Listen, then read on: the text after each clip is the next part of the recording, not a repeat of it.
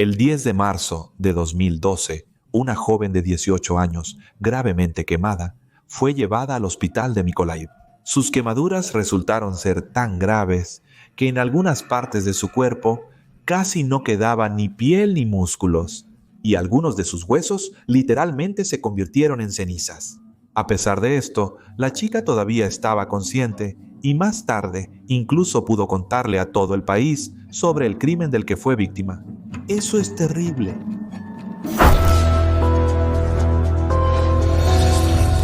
Un poco antes ese mismo día, el residente de Mykolaiv, Oleg Naida, planeaba visitar a su madre enferma en el hospital. Sin embargo, su auto no arrancaba, así que cruzó la calle y se detuvo junto a la cerca de un sitio de construcción abandonado desde hace mucho, ubicado en la avenida principal que antes se llamaba Avenida Lenin. Así que Oleg esperaba que pasaran personas amables que lo ayudaran a empujar el auto. Pero era un día festivo después de las celebraciones, así que el hombre estuvo parado en la calle unos 10 o 15 minutos sin que nadie apareciera para ayudarlo. Todo ese tiempo, a Oleg le parecía escuchar gemidos muy suaves y súplicas de ayuda. Los sonidos eran tan débiles que al principio el hombre pensó que solo los estaba imaginando, así que no reaccionó de ninguna manera. Oleg no se atrevió a entrar detrás de la cerca y comprobar si realmente había alguien que necesitara ayuda. Como habitante local, él sabía bien que en esa construcción vivían muchos perros callejeros agresivos, y ese mismo lugar se considera peligroso. Sin embargo, cuando después se dio cuenta de que las solicitudes de ayuda eran completamente reales, decidió de todos modos acudir a la policía. Según él, ya a los 3 o 4 minutos después de llamar al 112 policías, llegaron a la llamada y fueron a revisar el sitio de construcción. Salen de ahí con una cara de sorpresa tan impactante. Deberías haber visto los ojos de ese policía. Un muchacho de unos 20 años abre la puerta y ahí hay un horror terrible. Ahí está una joven violada, desnuda, cubierta de hollín.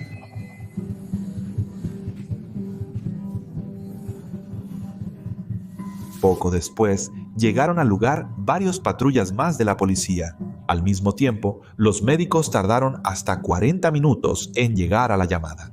Sobre esto también habló Oleg, quien señaló que el hospital de emergencias estaba muy cerca del lugar del crimen. Aún así, 40 minutos, mientras todos esperaban la ayuda médica, sacaron a la chica del hoyo para escombros de construcción, en el que de hecho la encontraron, y la cubrieron con una manta caliente. La víctima incluso pudo ponerse de pie, pero debido a que sus piernas estaban demasiado quemadas, la chica cayó de inmediato. Sin embargo, ella seguía consciente, podía hablar y contaba lo que había sucedido el día anterior. Incluso mencionó los nombres de las personas que la maltrataron tan cruelmente. Horas después, Tetiana Surovitska recibió una llamada. A la mujer le informaron que su hija, Oksana Makar, fue hallada en una construcción en Mykolaiv. Ella fue víctima de un crimen brutal y ahora está en el hospital en estado extremadamente grave. ¿Quién es Oksana Makar y qué les contó a las autoridades y cómo castigaron a sus agresores? Ahora te contaré todo paso a paso. Entonces, Oksana nació en junio de 1993 en Mykolaiv. Se puede decir que su madre, Tetiana, crió a su hija sola, ya que el padre de la niña era un ladrón reincidente y pasó muchos años de su vida en prisión. Pero, ¿por qué usé la expresión "se puede decir" respecto a la crianza de la madre? El asunto es que Tetiana Surovitska también tenía 2 condenas previas. De hecho, la madre de Oksana estuvo varios años en prisión por eso, y esa condena de la madre coincidió precisamente con la juventud de su hija. Según algunas fuentes, en ese momento la responsabilidad de criar a la niña recayó en su abuelo. Otros afirman que Oksana fue enviada a un internado, donde se sentía muy mal, y hasta se escapó de ahí 3 veces. De cualquier manera, después de salir, Tetiana consiguió trabajo en Kiev y se llevó a Oksana a la capital. Fue allí donde la chica terminó la escuela y luego regresó a Mykolaivshchina, al pueblo de Luch. Se establecieron en la casa de los abuelos, quienes ya habían fallecido. También se sabe que durante los 3 años previos al crimen, Oksana practicó boxeo activamente. Según sus conocidos, en la vida ella siempre fue bastante deportiva y enérgica. Más tarde, los médicos que lucharán por la vida de la joven la describirán como una persona muy equilibrada. Incluso después de lo que vivió, no hizo escándalos y se comportó de manera muy firme y adecuada, tanto como era posible en esas circunstancias. El 9 de marzo de 2012, Oksana fue a Mykolaiv para continuar celebrando el Día Internacional de la Mujer. Por la noche, alrededor de las 10, ella entró a un bar local llamado Rybka. La bartender Natalia, que estaba de turno ese día, conocía bien a la chica, pero no hablaba muy positivamente de ella. Ella tenía una conducta muy ligera y le gustaba coquetear con los hombres. Se acercaba a todos y pedía: dame 2 grivnas para un jugo, no me alcanza para la cerveza.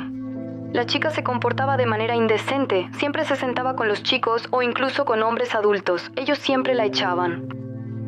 Según la señora Natalia, esa noche Oksana se sentó con 2 hombres que estaban pasando el rato en el lugar. Estos hombres eran Yevgen Krasnoshchuk, de 23 años, y Artem Pogosyan, de 22 años. Se sabe que Krasnoshchuk se fue de casa a los 17 años, trabajó como guardia de seguridad y vivía con su pareja y su hija de 1 año.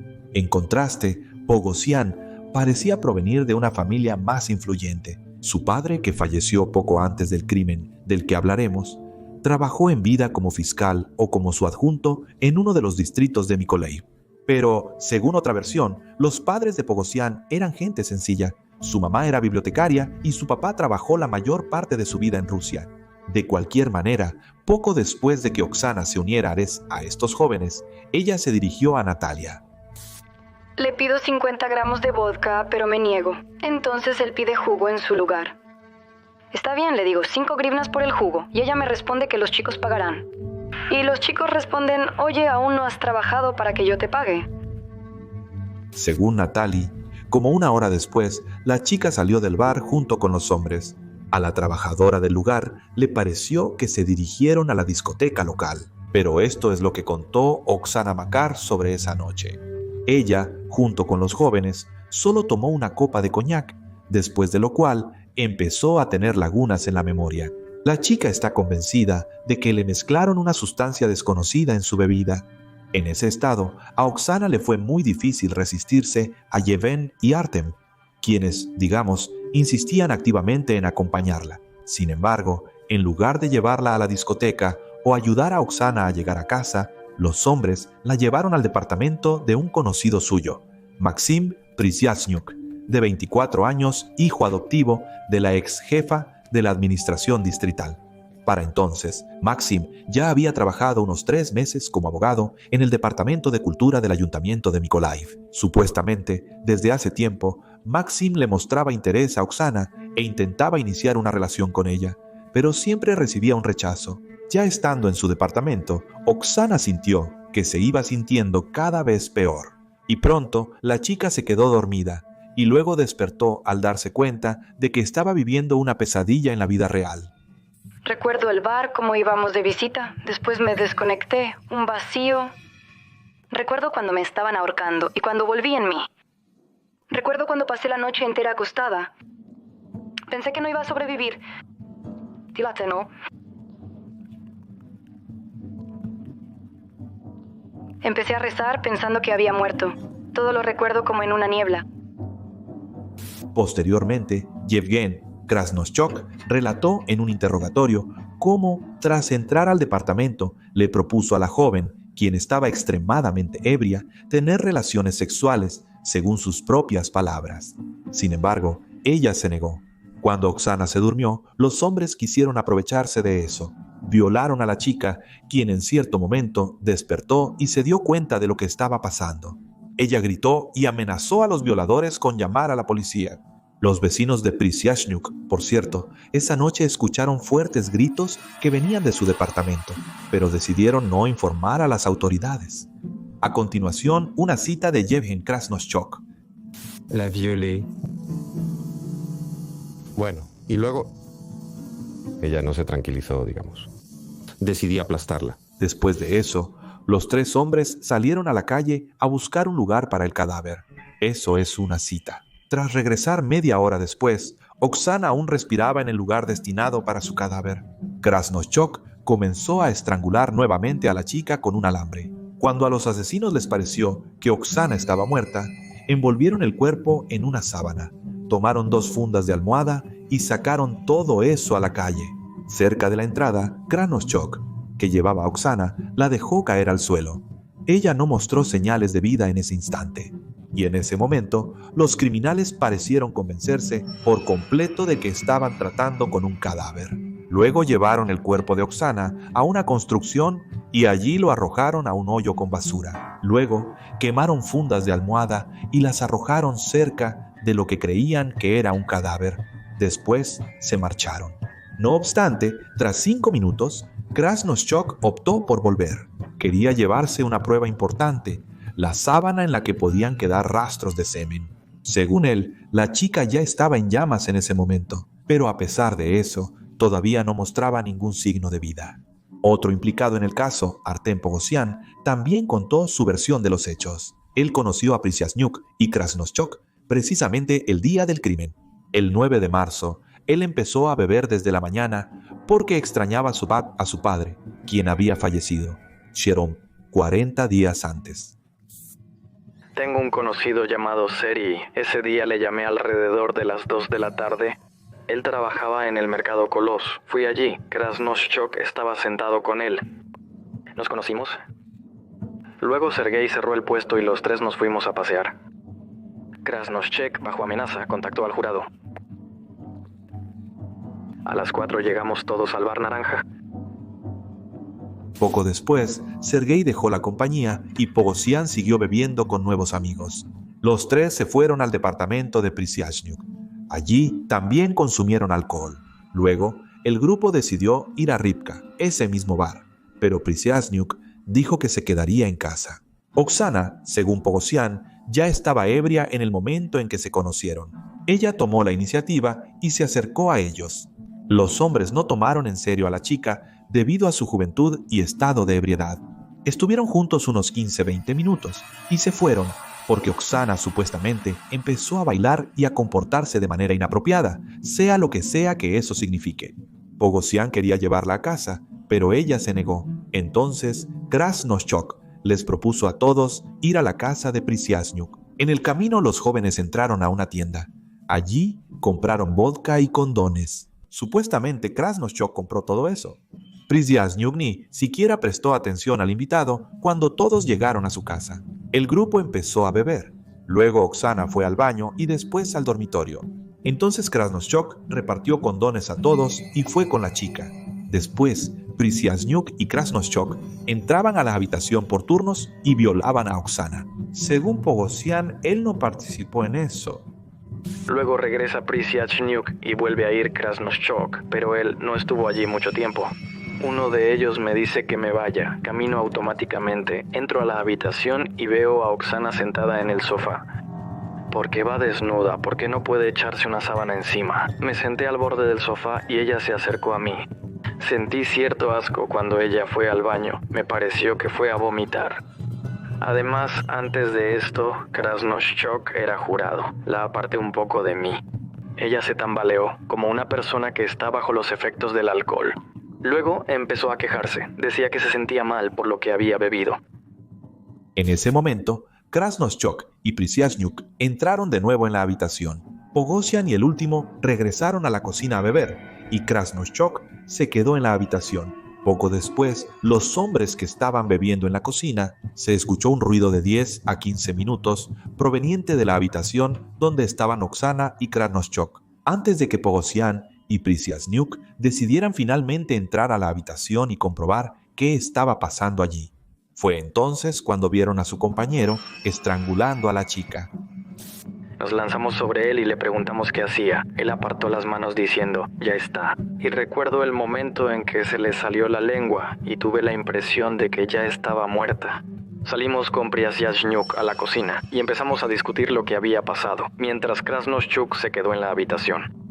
Pero solo estuvo allí unos minutos. Luego se escuchó un clic extraño y Krasnoschok entró dirigiéndose a mí. Si te mueves, te vas con ella. Más tarde entendí el clic que escuché. Fue Krasnoschok cerrando la puerta para que yo no pudiera salir. Según contó Pogosyan, él no quería participar en el crimen. Sin embargo, Supuestamente lo obligaron. Asustado, ayudó a ocultar las huellas y no fue a la policía porque temía las amenazas de Krasnoshchuk y que las autoridades le echaran la culpa a él. Quizá los hombres habrían logrado evitar el castigo, pero Oksana Makar sobrevivió y pudo testificar contra sus agresores. Poco después de que encontraron a la joven, los 3 sospechosos del crimen fueron detenidos. Ellos admitieron su implicación, pero en realidad solo reconocieron parcialmente su culpa. El 12 de marzo se supo que Pogosyan y Prisyaznyuk fueron liberados bajo palabra de no salir de la ciudad. Sin embargo, en ese momento, los nombres de todos los involucrados en el caso aún no se habían revelado oficialmente. A pesar de esto, los medios de comunicación pronto se enteraron de que los responsables del abuso contra Oksana eran jóvenes privilegiados locales y difundieron esta información. Los detalles del caso eran tan horribles que, sin exagerar, atrajeron la atención de casi todos los habitantes de Ucrania. Así que, al enterarse de que 2 de los sospechosos de un crimen tan brutal habían sido liberados, el público se indignó mucho. La gente salió a manifestarse, por lo que el 13 de marzo, Pogosyan y Prisyaznyuk fueron detenidos de nuevo y puestos bajo custodia en el centro de detención preventiva donde estaba Krasnoshchok. A pesar de esto, las protestas continuaron porque la gente temía que los niños ricos fueran exonerados. Además, se supo que el día en que encontraron a Oksana Makar en la construcción, en un parque en el centro de Mykolaiv, encontraron a otra joven golpeada casi hasta la muerte, Oleksandra Popova, de 18 años, Nell. Esta noticia aumentó la indignación pública y los manifestantes exigieron justicia para las 2 jóvenes. Al mismo tiempo, los médicos luchaban activamente por la vida de Oksana. Su estado era extremadamente grave, ya que la joven tenía el 55% de su cuerpo quemado y una parte significativa presentaba quemaduras de 3er y 4.º grado. Oksanita está ahora en cuidados intensivos. Al principio, los médicos le daban un 2% ahora medio. Los riñones están prácticamente cocidos según los médicos, quienes en 30 años de práctica jamás habían visto algo similar. Según informaron, las personas con quemaduras menores generalmente mueren en un lapso de 2 a 3 horas. Y Oksanochka tiene el 55% de su cuerpo quemado. El 12 de marzo, a Oksana le tuvieron que amputar el brazo. También tenía quemaduras en el torso, muslo, espalda baja y pies. El día 15, la indujeron a un coma artificial. Antes de eso, la chica dio una breve entrevista telefónica al sitio web del periódico UA. Me siento mal, casi no siento mi cuerpo. Los doctores dicen que sería más fácil para mí si estuviera inconsciente, pero así veo, entiendo y siento todo. Pero eso está bien. Estoy consciente. Dicen que tengo más posibilidades. Definitivamente voy a sobrevivir. Me voy a esforzar mucho, mucho. Al día siguiente, se tomó la decisión de trasladar a la chica al centro de quemados de Donetsk. Esa misma noche, Oksana fue operada y enviada a Donetsk. Allí la prepararon para un trasplante de piel. El 18 de marzo resultó que, debido a que la chica había estado mucho tiempo tirada en la calle, le empezó una inflamación en los pulmones. Los médicos descubrieron que Oksana tenía aún más daños terribles en su organismo. El jefe del centro de quemados de Donetsk le contó esto a los periodistas. La verdad es amarga. Todo es aún peor de lo que yo imaginaba. Seguimos trabajando, pero el pronóstico no solo es malo, sino extremadamente malo. Se le quemó el recto, los músculos de los glúteos, los tendones y la articulación de la cadera está floja y rígida. Se sumó una neumonía bilateral y los pulmones casi desaparecieron por completo. El 20 de marzo le realicé a Oksana una operación para eliminar los tejidos muertos. Por días, los hospitales lucharon por mantenerlo con vida.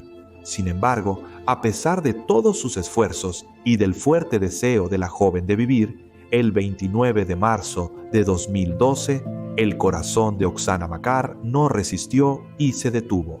Durante todo ese tiempo, los ucranianos recaudaron dinero para Oksana, que llegaba a la cuenta de su madre Tetiana. Después de la muerte de su hija, la mujer prometió transferir todo el dinero, que según los informes ascendía a unos $80,000 a Oleksandra Popova, Faith, víctima de un crimen que fue encontrada el mismo día y en la misma ciudad que Oksana Makar. Según los familiares de Oleksandra, Tetiana no cumplió su palabra, y con el dinero recibido de personas solidarias, como señalaron sus propios vecinos, empezó a llevar una vida desenfrenada. Esta mujer fue conocida por su escandalosa reputación. En la prensa circulaban rumores de que en vida obligaba a su hija a ejercer la prostitución, y en 2016 a Tetiana la atraparon robando en una tienda. No obstante, hay muchas historias peculiares sobre la madre de Oksana que se podrían contar. Eso es todo, solo los puse al tanto de los principales escándalos, por así decirlo. Y ahora volvamos directamente al caso de su hija. Entonces, después de que Oksana Makar murió, la acusación contra los sospechosos se reclasificó del artículo sobre intento de asesinato al artículo sobre asesinato intencional. En ese momento, Yevhen Krasnoshchok se retractó de su declaración inicial, en la que anteriormente confirmaba la información de que había violado y estrangulado a la joven. Ahora el hombre afirmaba que uno de los empleados del centro de detención lo obligó a asumir la culpa. Supuestamente, le prometió dinero al hombre si con su testimonio protegía a otro acusado, Maxim Prisyaznyuk. Krasnoshchok incluso mencionó el apellido del agente de la ley que le hizo esa propuesta. Los representantes de la Fiscalía General en el tribunal prometieron verificar esta declaración, pero se desconoce si lo hicieron. Tales confesiones de Krasnoshchok reforzaron los rumores que ya circulaban alrededor del caso. Ya el 21 de marzo, en la publicación Korotko Pro, se publicó un artículo. En ella, una fuente anónima de la milicia, ahora policía, informó que el ataque contra Oksana fue planeado y preparado de antemano específicamente por Maxim Prisyaznyuk. El hombre, supuestamente, realmente intentó entablar una relación con Oksana, y cuando ella, por así decirlo, le rechazó a él, tan rico e influyente, eso enfureció mucho a Maxim, tanto que decidió violar y matar a la chica. Según esta misma fuente, Prisyaznyuk contactó a Krasnoshchok a través de las redes sociales y acordó con él cometer el crimen. También se informa que Prisyaznyuk, como parte del plan, ese día no fue al bar Rivka a propósito, tratando de asegurarse una coartada. Sin embargo, esta información nunca fue confirmada oficialmente, y el propio Krasnoshchok, aunque públicamente culpaba a Prisyaznyuk, nunca confirmó la historia de que el asesinato había sido planeado de antemano. El 12 de junio de 2012 comenzaron las audiencias judiciales en este caso. Se llevaron a cabo en modo abierto. En el juicio, Pogosyan y Prisyaznyuk normalmente se sentaban en silencio y con humildad. Sin embargo, el último podía conversar con Krasnoshchok, quien se comportaba de manera bastante arrogante. En un momento, incluso empezó a bromear y a aplaudir. Los acusados modificaron sus testimonios en múltiples ocasiones, culpándose entre sí y a veces negándolo todo. En algún punto, Krasnoshchok y Prisyaznyuk negaron haber violado a la joven. No hubo violación, no puedo con este manicomio, me vuelvo loco. ¿Cuánto tiempo más se puede soportar esto? Declaró Krasnoshchok, insinuando que la intimidad entre él y Oksana fue consensuada. El hombre también negó el incendio y dijo que antes había mentido sobre cómo estranguló a la víctima. Lo único con lo que estuvo de acuerdo el acusado y sus cómplices fue en que sacaron el cuerpo al sitio de construcción. Igor Godetsky, abogado y presidente de la Liga para la Defensa de los Derechos Humanos, apoyó su declaración. Si ella está sobria, ellos son violadores. Y si no se trababa la lengua, ¿cómo puede recordar si fue voluntario o no? Según él, esa noche los chicos acordaron con la chica tener relaciones íntimas. Le pagaron por ello, le invitaron alcohol, lo hablaron todo, y después del acto, Oksana supuestamente empezó a amenazar con llamar a la policía. Que había consumido alcohol antes, al recibir esa noticia, ¿cómo pudo haber reaccionado? Como señala TSN, este abogado intentó de todas las maneras justificar al acusado. Atribuyó los mensajes de la víctima a juegos de rol.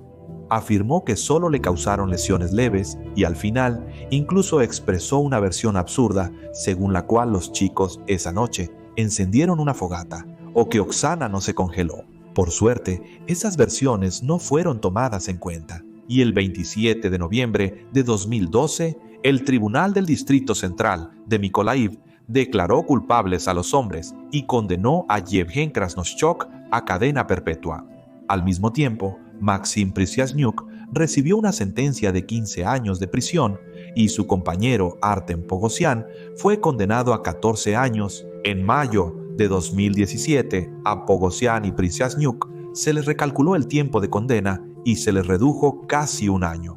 De esta manera, el primero saldrá en 2026 y el segundo quedará libre en 2027.